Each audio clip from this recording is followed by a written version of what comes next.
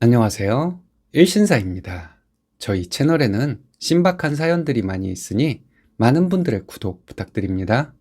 이번 사연은 처가에 전화 한 통 안 하면서 시댁에는 잘하길 바라는 남편에게 똑같이 했더니 시부모님이 찾아와서 칠거지약을 운운하길래 시부모님 앞에서 시원하게 이혼 선언을 했다는 분의 사연인데요. 함께 보시겠습니다. 안녕하세요. 결혼한 지 1년 되어가는 새댁입니다. 혼인신고는 아직 안 했고 아이가 태어나면 혼인신고를 할 예정이었습니다. 양가 부모님께는 혼인신고 곧 할 것이라고 말씀드렸었고요. 얼마 전에 시부모님이 남편 편 들어주러 오셨는데 제가 한 말을 듣고 시아버지 얼굴이 하얗게 질려 말없이 돌아가셨습니다. 저는 남편에게 우리에게 남은 것은 이혼뿐이라 말하고 친정에 와 있어요. 저는 대학에 다닐 때부터 미즈넷과 네이트판을 즐겨봤습니다. 남편과 연애할 때도 즐겨봤는데 남편도 함께 보곤 했어요. 제 남동생은 3년 전에 결혼했습니다. 남동생은 올해 29살이에요. 올케는 연상이고 저와 동갑입니다. 동생은 대학 졸업하고 취업을 하자마자 올케 같은 여자 평생 없을 것 같다고 하며 결혼을 서둘렀습니다. 둘이 꿀 떨어지는 눈빛으로 바라보는 것이 참 보기가 좋았어요. 그런 서로에 대한 마음과 행동이 결혼 후에도 평생 이어질 것이라고는 생각하지 않았지만 지금까지 동생 부부는 굉장히 사이좋게 지내고 있습니다. 저에게 너무도 사랑스러운 조카라는 선물도 주었기 때문에 저는 동생과 올케가 너무 사랑스럽습니다. 저와 동생은 어릴 때 집이 몇 년간 어려울 때가 있었는데 그때 우애가 많이 돈독해진 것 같습니다. 부모님은 일하시고 밤이 되어서야 집에 들어오셨고 저는 초등학교 4학년이었는데 동생에게 밥을 해서 함께 저녁을 먹었습니다. 엄마는 새벽부터 일을 나가셨는데 일어나 보면 밥상이 차려져 있었습니다. 5학년 때부터는 엄마에게 말해서 제가 아침도 차렸습니다. 동생과 함께 아침을 먹고 학교 다녀오고 학원 다녀와서 함께 저녁 먹고 있다 보면 부모님이 들어오셨어요. 동생은 저에게 많이 의지했고 저는 저에게 의지하는 동생이 너무 예뻤습니다. 누나가 청소나 설거지를 하면 옆에서 항상 보고 있는 동생이었는데 어깨너머로 배웠는지 언젠가부터 청소와 설거지를 동생도 하더라고요. 어린 나이에 저는 어디서 들은 것이 있었는지 동생에게 남자는 이런 거 하는 거 아니야 이렇게 말했는데 지금 생각해보면 좀 웃기기도 합니다. 동생은 제가 말려도 하더라고요. 한동안 형편이 어렵다가 제가 중학생이 될 무렵부터는 형편이 많이 나아졌던 것 같습니다. 부모님이 주말에 일을 안 나가서 너무 좋았어요. 주말에 가족 모두 놀러 가기도 하고 외식도 하는 일상이 너무 좋았습니다. 저희 부모님은 부부금실도 좋아서 분위기가 많이 화목한 편입니다. 저와 동생은 가끔 이런 얘기도 해요. 우리 어릴 때 집이 좀 어려운 때가 없었더라면 우리 사이가 지금처럼 가깝지 않을 수도 있다고요. 올케도 화목한 가정에서 자란 사람인 것이 티가 많이 나는 사람입니다. 사돈어른들을 몇 번 뵙지는 못했지만 항상 여유롭고 차분한 마음을 가진 분들 같았어요. 올케는 저에게 꼭 형님이라 부르며 높여주려 하니 저는 올케에게 극존칭을 쓰게 되더라고요. 지금은 올케와 많이 친해져서 말을 좀 편하게 합니다. 암튼 항상 웃는 표정의 올케가 동갑이지만 너무 예뻐요. 올케는 저희 부모님께도 너무 잘합니다. 근데 올케 하는 말을 들어보면 제 동생이 올케 부모님께 잘하는 것에 비하면 자기가 하는 것은 별거 아니라서 항상 동생에게 고맙다고 하네요. 이런 동생 부부의 모습을 보며 저도 그런 결혼 생활을 꿈꿔왔습니다. 남동생이 결혼한 지 얼마 안 되었을 때 남편을 만나 연애를 시작했습니다. 2년 정도 사귀고 나서 결혼 얘기가 나오기 시작했어요. 그 전에도 싸우는 일이 있었는데 결혼 얘기가 나온 후로 싸우는 일이 더 잦아지더군요. 이때 그만두었어야 했는데 하는 아쉬움이 듭니다. 남편이 먼저 저에게 말했습니다. 자기는 화목한 가정을 바라는 사람이고 그만큼 잘할 자신이 있다고요? 처남만큼 처가에 충분히 잘할 수 있으니 서로 잘 하자고 말하더군요. 저도 바라던 바였으니 우리 각자 할 일도 잘 하면서 서로의 집에 잘하자고 했습니다. 그런데 남편은 말뿐이었어요. 저는 시부모님께 매일은 아니어도 틈나는 대로 안부 전화를 드렸습니다. 시댁에 자주 찾아뵈었고요. 하지만 남편은 피곤하다, 약속이 있다 등의 이유로 저희 부모님을 찾아뵙는 것을 차일피일 미루기만 했습니다. 제가 잘한다고 했지만 시부모님은 저를 그닥 마음에 들어하지 않으셨어요. 초반에는 그러지 않으셨지만 언젠가부터는 만나기만 하면 시어머니는 여자는 이런 말씀을 자주 하셨습니다. 시어머니 말씀을 듣다 보면 제가 뭔가를 잘못하고 있는 듯한 뉘앙스로 들리더군요. 한 번은 남편에게 왜 말과 행동이 다르냐 했더니 그게 그렇게 불만이면 효도는 각자 하자고 하더라고요.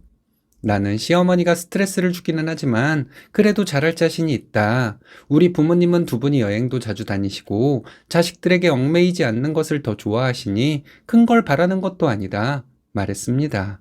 그럼 효도는 셀프로 하게 된다면 시어머니가 나에게 잔소리를 하시거나 마음에 안 드는 것을 표현하는 걸 철저하게 막아줘라 했더니 그건 제가 알아서 할 일이라 하더군요. 제가 잘하면 자기 어머니도 잘할 거라고요. 앞뒤가 하나도 안 맞는 소리를 표정 변화 없이 하는데 너무 실망스럽더라고요. 남편과 대화가 되지 않으니 저도 편하게 마음 먹게 되더라고요. 시어머니가 스트레스 주는 말씀을 하시면 한 귀로 듣고 한 귀로 흘리며 그냥 넘어가려 노력했습니다. 내가 원하던 결혼 생활은 아니었지만 인생이 내 뜻대로만 되는 것은 아니라 생각하고 말았어요. 남편은 술도 좋아하고 멋부리는 데 씀씀이도 큰 사람입니다.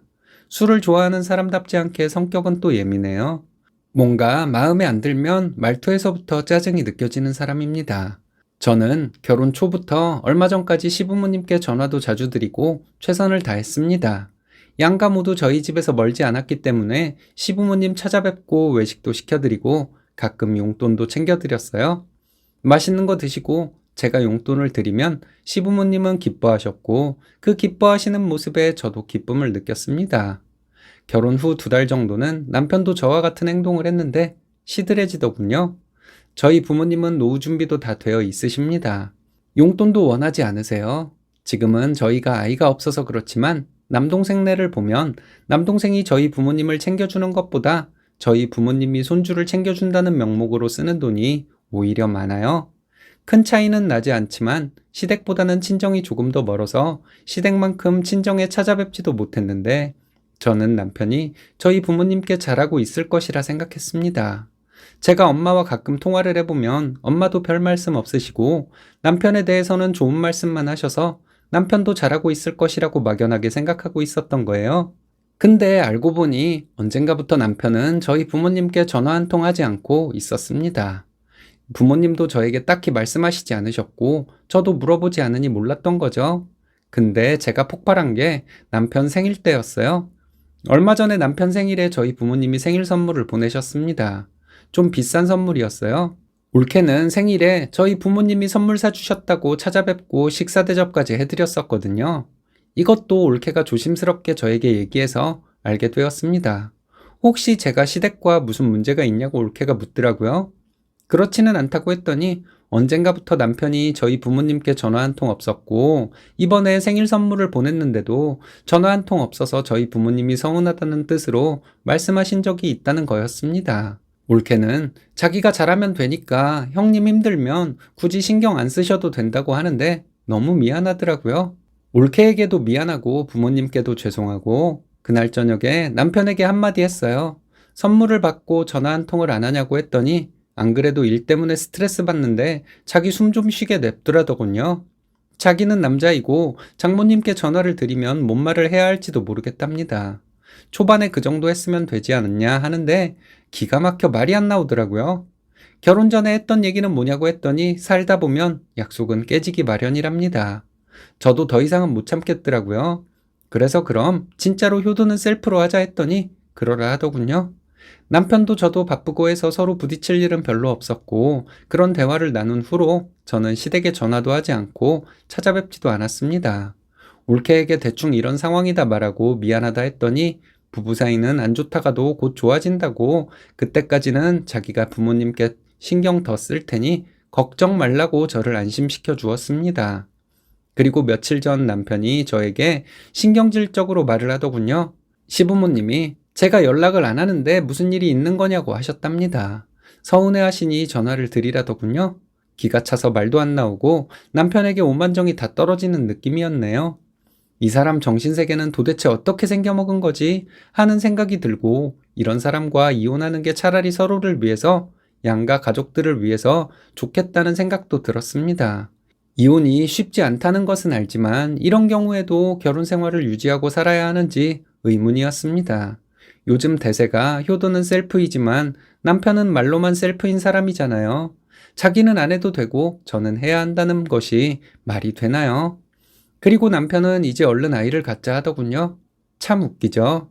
사랑해서 결혼한 남자의 아이를 갖는 상상을 하니 소름이 돋는 아내. 남편에게 아이 갖지 말고 살자 했습니다. 그럼 결혼 생활에 무슨 의미가 있냐더군요. 결혼 전 약속한 것을 이유도 없이 파기해놓고 당당한 사람과 나도 결혼 생활이 별 의미가 없다고 생각한다 말했습니다. 남편은 표정이 어두워지더니 그날 거실에서 자더라고요. 그리고 주말에 시부모님이 저희 집에 오셨습니다.